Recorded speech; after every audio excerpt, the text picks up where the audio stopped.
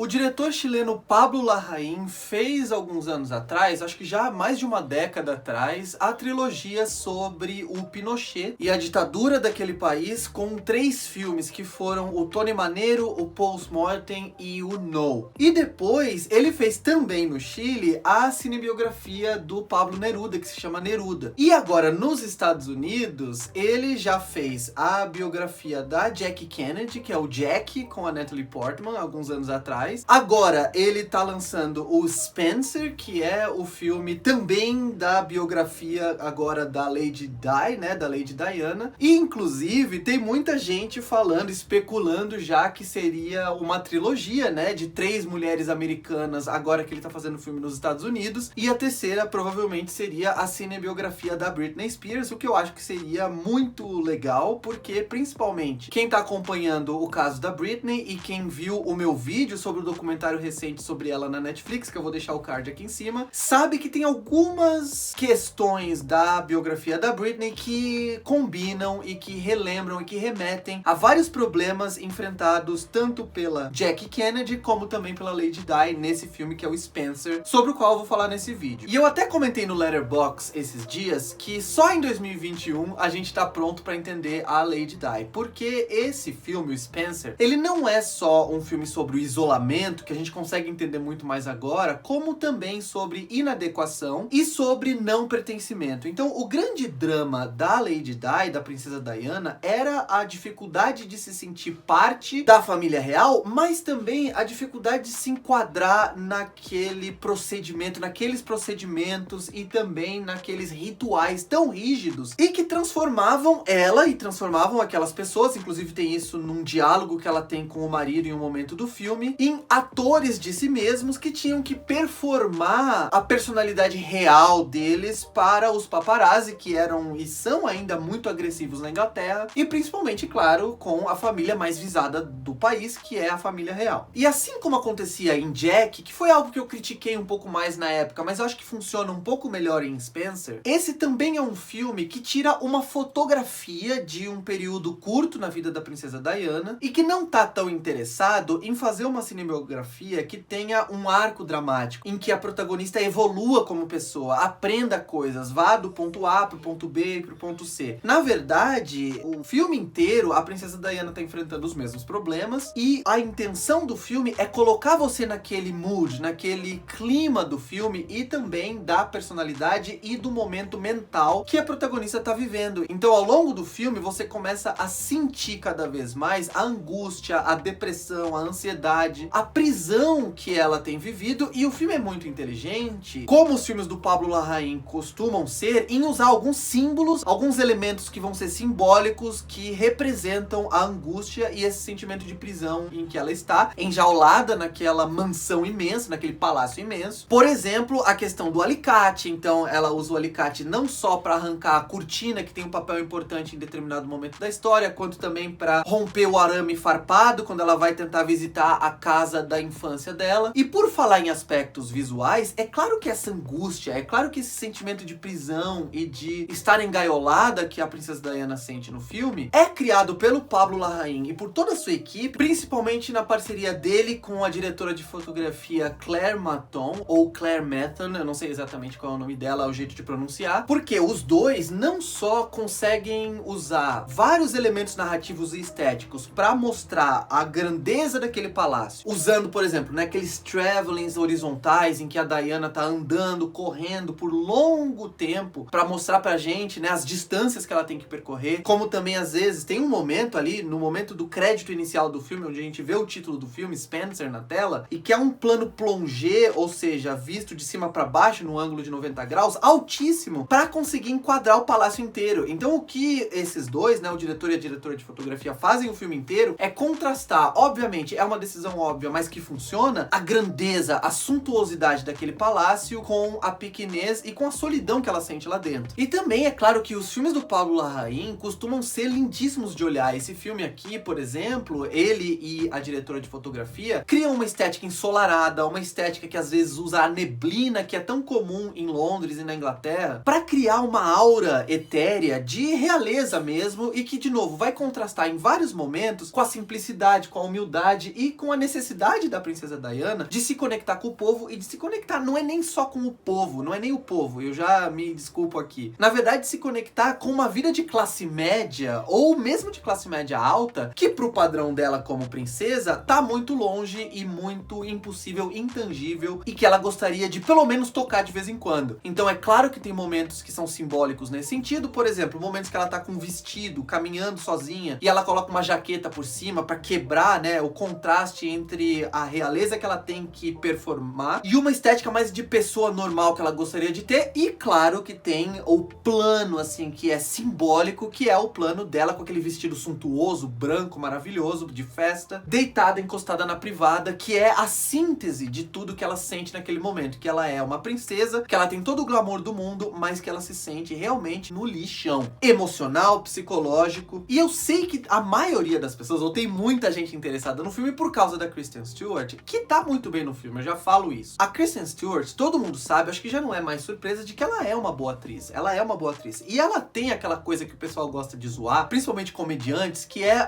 o tipo característico dela falar, que criou uma persona já cinematográfica pra ela, que é aquele jeito de falar em bloquinhos, né, em trancos. Então ela fala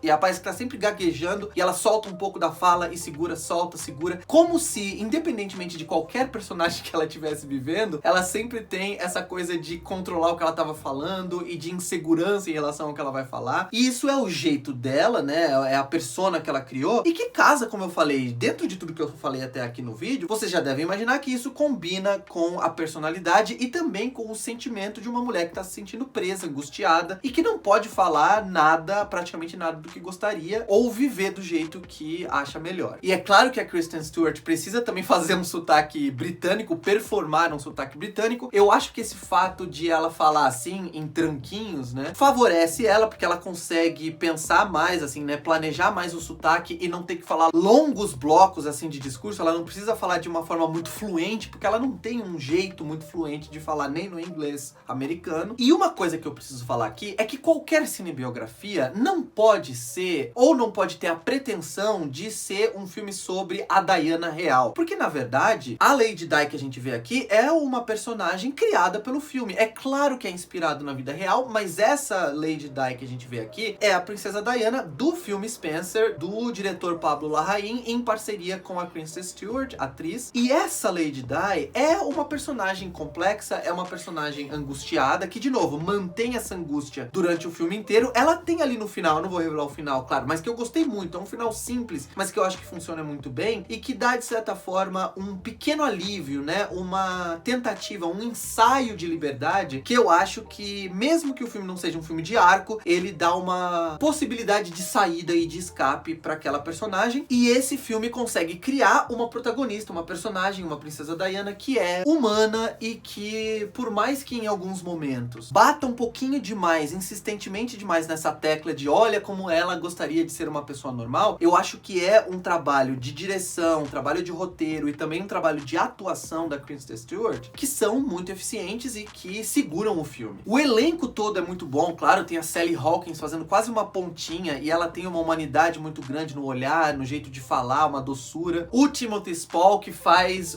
eu acho que é um assessor de imprensa ou um cara de relações públicas. Sempre que eu erro algum fato, assim, detalhe sobre a história do filme, que é uma bobagem, né, um detalhe, sempre tem alguém que vem me corrigir e ficar muito obcecado com isso. Na verdade, ele é o cara das relações públicas, o cara que fala com a mídia, assessor de imprensa, acho que é isso. E que é um contraponto a Sally Hawkins, porque ele é o cara da dureza do protocolo e que faz com que tudo aquilo funcione naquela encenação mais perfeita possível pra imprensa. E além de ser um filme maravilhoso do ponto de vista estético, de ter um elenco muito consistente, ele é um filme que tem uma trilha sonora absolutamente genial. Se tem um ponto que eu amei no Spencer, eu gostei muito do filme, mas se tem um elemento que eu acredito que é realmente genial, que se destaca em relação aos outros, é a trilha sonora, que é composta pelo John Greenwood, que é famoso pelas trilhas do Paul Thomas Anderson, por exemplo, em filmes como Sangue Negro, como O Mestre, e que ele faz aqui algo que é genial, que é utilizar as trilhas instrumentais. Então, por exemplo, tem o pessoal comendo ali naqueles protocolos, naquele ritual claustrofóbico e angustiante de ter que comer com a mão certa, na hora certa, e aí tem um pessoal tocando violino, e esse violino é um violino que não é tão harmônico, né? Ele é harmônico, mas ele é angustiante, ele é irritante em alguns momentos por ser estridente demais, e ao mesmo tempo ele usa música, mas também ruídos que são dissonantes, que são aflitivos, para transmitir a nós, espectadores, a angústia e a aflição vividas pela protagonista naquele momento e durante o filme inteiro. Então parece naquela cena do jantar, por exemplo, que tem os violinos, mas que também tem talheres rangendo, batendo, roçando um no outro, que não só remete à situação que tá acontecendo ali, que é um jantar, que tem talheres em todos os lugares, mas também ao estado mental e emocional da protagonista, e a trilha sonora faz isso durante o filme inteiro. Então é um filme que realmente é altamente angustiante, ele é um gatilho de ansiedade o tempo todo, e que é claro que isso faz o trabalho de colocar a gente no espírito da princesa Diana naquele momento. E eu gosto muito do fato de esse ser um filme que se passa em 3 dias, ele se passa na véspera de Natal, no Natal e no Boxing Day, que é como eles chamam o dia 26 de dezembro, e que nem chega perto de falar da morte da princesa Diana, o que eu acho que é respeitoso, e eu acho que mesmo não mostrando aqueles eventos, ou mesmo não comentando os eventos da morte trágica e precoce dela, o filme dá uma boa ideia de em que estado ela estava naquele momento da vida dela, e eu acho que nesse sentido o filme funciona muito bem. Quando o filme estrear, eu quero que vocês venham aqui me dizer se vocês gostaram ou não gostaram, se vocês concordam ou discordam dos pontos que eu apresentei aqui nessa crítica, e é claro, não se esqueçam de curtir esse vídeo se vocês gostaram, se inscrever no canal, clicar no sininho para receber notificação e no sempre para que isso sempre aconteça, divulgar para os amigos, e eu acho que é isso, eu vou ficando por aqui por hoje, um abraço, tchau!